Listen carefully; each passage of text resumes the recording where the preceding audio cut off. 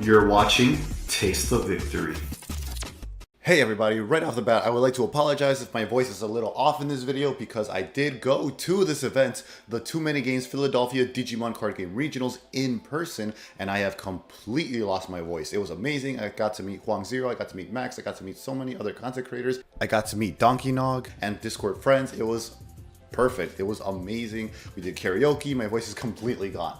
So being there in person, I'm able to give a bit more context for these results as well. So let's go ahead and see if the EX2 decks made any huge impact in our meta. First of all, I just want to say this was an incredibly diverse top 16 and the entire tournament really. So like I said previously in a different video, I really do think BT8 or maybe BT8 plus X2 will end up being this game's GOAT format if it goes on long enough. It is super good and diverse. This was about 217 to 235 people was the turnout. I've heard different numbers throughout, but I believe it was closer to 230 is what the official staff said on stream. Here we have our top 16 that we're going to go to in a second. I was there. I ended up getting 93rd, did decent enough with yellow hybrids. My my opponents were round one. I faced a Gallantmon player, so that was a win there. I was just able to control the board and rush them down when they weren't able to build their pieces. So we saw, so Gallantmon that was there. I saw a lot of it throughout the day, like other people were playing it. So it was a pretty popular entry. It didn't seem like too many of them made it past round two, unfortunately, according to results. After that, we had Mastamon, who was Giratina Gaming in round two. So shout out to Giratina Gaming. It was so cool meeting them. They were very nice. Also, after that was a security control. So I don't know if you guys have seen, we're going to see it here in a second, but there's now a yellow-purple variation of security control, and that is really powerful. Round 4 was a no-show. Round 5 for the life of me, I cannot remember. Round 6 was a Mastamon match again, which went to time because it's just such a brutal, grindy matchup. And round 6 was the yellow hybrids mirror, which I ended up losing because I'm just really bad into the mirror. And round 7 was the Mastamon matchup that ended up going to tie. So pretty diverse matchups overall throughout the entire weekend. I saw a lot of different things. So let's go ahead and get into the actual top 16. We see first place, Jackson Huang took it with blue hybrids, and if you click the link, it does take us to a .dev link of the deck where we see everything. So we see here, it is honestly a very standard list until you get to the Matt Ishida. Because this art, Innocence Blizzard, we've seen a lot of blue hybrids in BT8 have started to run this now. But something that's a little bit not standard is for Matt Ishida. People usually run that at 2, 1 to 2, but it's really great, and it totally makes sense because it's a simple 2-cost low commitment tamer that if it goes off, it does help you. But if it doesn't, you do not feel bad digivolving over it at all, unlike digivolving over Davis or Sora Joe, which can kind of feel bad if you still need it to gain advantage. So it's a really great tamer to max out on. It makes sense. Other than that, pretty standard, and it came down to Jackson's piloting. Congratulations on first place. After that, we had Ken Huang. They had red hybrids. So we had 2 red hybrids. So the top 3 was blue hybrid, red hybrid, red hybrid. It's like we're back in a BT7 format. Like, what is that? But yeah, red hybrid, as I explained in previous videos, is very low interaction. You're kind of just building your stack in the raising area. And then once you see all your pieces, you come out to OTK and win 1 turn. There is stream footage. This was streamed on PPG's channel, so you can go on Twitch and watch the VODs to see all the games. I definitely want to check that out because I was there in person, so I didn't get to see too many of them. But we have here a pretty much standard list outside of the 4 Crimson Blaze.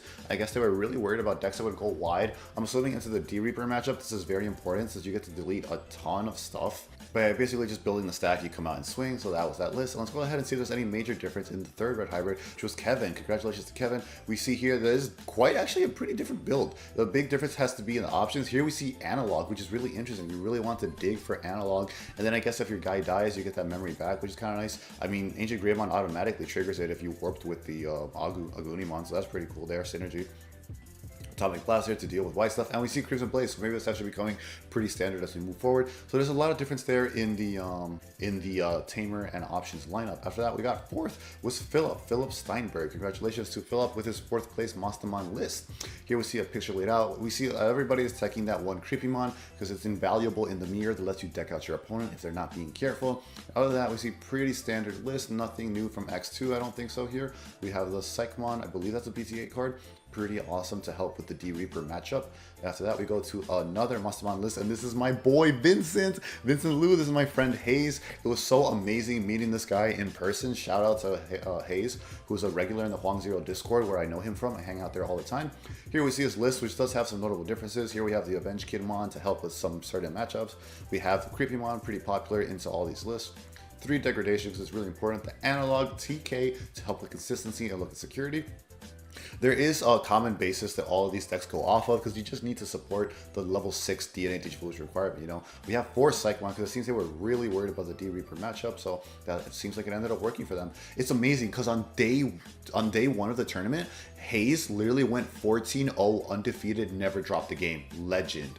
Congrats to Hayes on his 5th place finish. We have Imperialdramon next, just barely in top 8 at 6th place, which was piloted by Titus. So they have some really interesting text here, like for example, the Labramon. I do believe this Labramon is the one that gives, this Labramon is once per turn, if this Digimon has jamming, it gains 1 memory. So that's really interesting because that does interrupt your Vmon synergy for your Lydramon, but they're only running 1 Lydramon, which is really fast. This list is incredibly all over the place because you have, the Leomon here, but I heard they were supposed to have a Jerry to play it out, but there is no Jerry here, so maybe that wasn't the case, but they have the Leomon. This one is opponent's turn while you have a Timber and play this Digimon gains blocker, and then on deletion gain 2 memory and draw 1, so you don't mind blocking 1 attack and sacking with it, and then just gaining 2 memory on a draw, so that's really interesting tech choice there. We have the hybrid for game. We have Paladin mode because it looks like there's no white card to return this with, so I'm assuming you HPD into it, otherwise you're playing the 4-7, which is pretty crazy.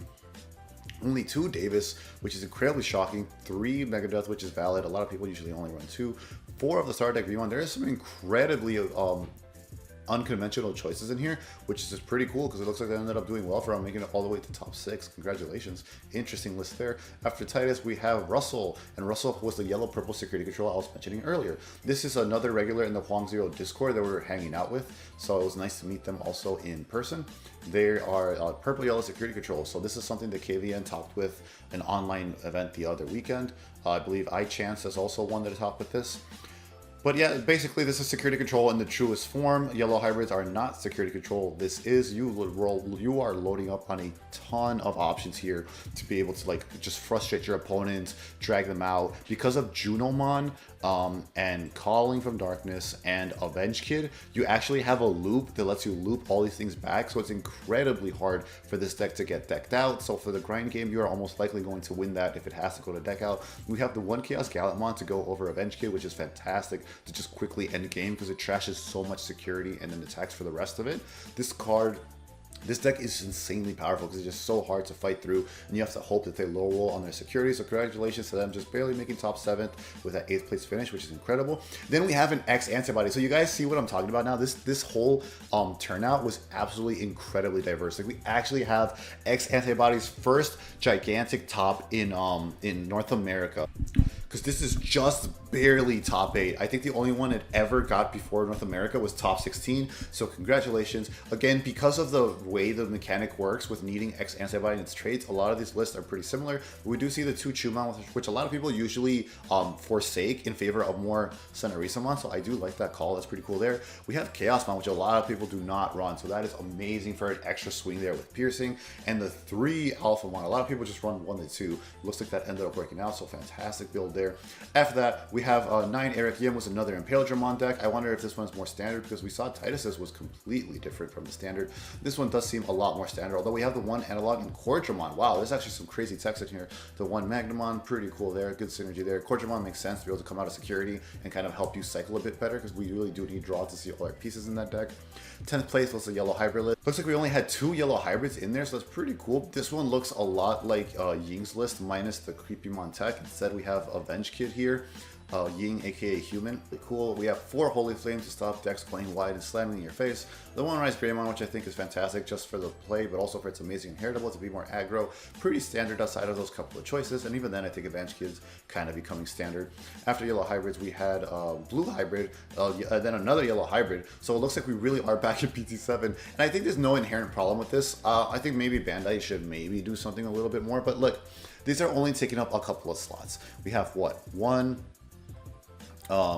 2, 3, 4 of the problematic hybrid decks. No one's really upset about red hybrid topping because it's kind of inconsistent and playing against itself most of the time, and it's really cool to see a topic when it didn't do too much in BT7 until towards the end of it. And it's not terribly gatekeeping anything out of it right now too, with the power level increased from X2. So we see red Blackboard Greymon at 13th place. So that is awesome to see Blackboard Greymon get another top 16 finish. I know I know there was one a couple of weeks ago, so that's fantastic to see it. We have the Chimeramon tech again that's in there because it's just so good to be able to quickly Digivolve, clear board, etc. Omni X antibody is really surprising. Then you have the defeat that I'm assuming this one goes over. So it's fantastic there. You got the Geograde tech again, as we saw in a previous top a couple of weeks ago. That was 13th place. Then we have 14th place was Imperial Dramon again, David Liu. Then we have Izzy Cruz at white yellow D Reaper. So wow, that is interesting there. I do have a deck profile that should be probably going up tomorrow, I believe. Wow, this actually ended up looking a lot like the list I recorded before I left for Philadelphia. So it's gonna go up tomorrow. I plan to upload it today, but since the results are already up, I might as well have just uploaded this, since like people want the results broken down for them right away, you know, because you want to be able to prepare for the next event. So my list will be going up tomorrow. It's actually running, it's missing a few of these cards and have a little bit different ratios, but other than that, pretty good. Glad to know the list I made that was kind of similar to this was actually pretty good and able to make it as a top 16. So that's fantastic. This is the only, this and Beelzemon are the only other deck from X2 that was able to top it. So in terms of high placement, it doesn't seem like X2 shaked up too much, but we do have 2 new decks entering the fold, so it is something that's pretty cool. As I said earlier, because I was there in the convention center, I was able to see there was a lot of Gallimons running around, so it is a popular deck in the format, and that's awesome to see. This is fantastic. Yellow gives it so much. Let's go ahead and go into deck builder so you guys get a picture. But the reason people are splashing it is because yellow gives D Reaper so much good of a grind game.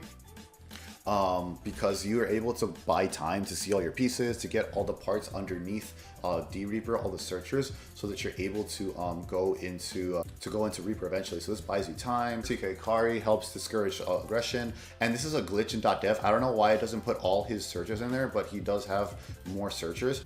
So I don't know why .dev glitched like that, but if we put in the remaining cards, it looks like they're at 19 searchers, which is quite a lot. People usually run 17 to 18, but you want to see them for your effects, so it makes sense. So that's really cool to see. The yellow package, people theorize, did end up working well because it buys you the time the D Reaper needs. And finally, we got Beelzemon just in at 16th place, piloted by Eduardo Serpa. So congratulations to him. I am super happy to see Beelzemon represented because he's one of the coolest Digimon ever designed, and I love this dude. So right away, we see some very interesting text here. We see the Lucemon Chaos Mode to be able to come out. I'm not sure if anything is playing that. I'm assuming the Creepymon is playing that off of its when Digivolving effect, which could be devastating to get rid of your opponent's Tamers and maybe a level 6 Digimon. Creepymon himself was something I not expected. That's really awesome to be able to attack and then trash. I'm assuming this is for the Chaos Mode synergy, but also to be able to trash your opponent's deck. And then you're also milling yourself too, so there's inherent synergy there. I really like that. I would have never thought to put that in. That is awesome. We have Soulmon, because Soulmon is really important to help gain memory when you trash and mill for your deck, which we do a lot.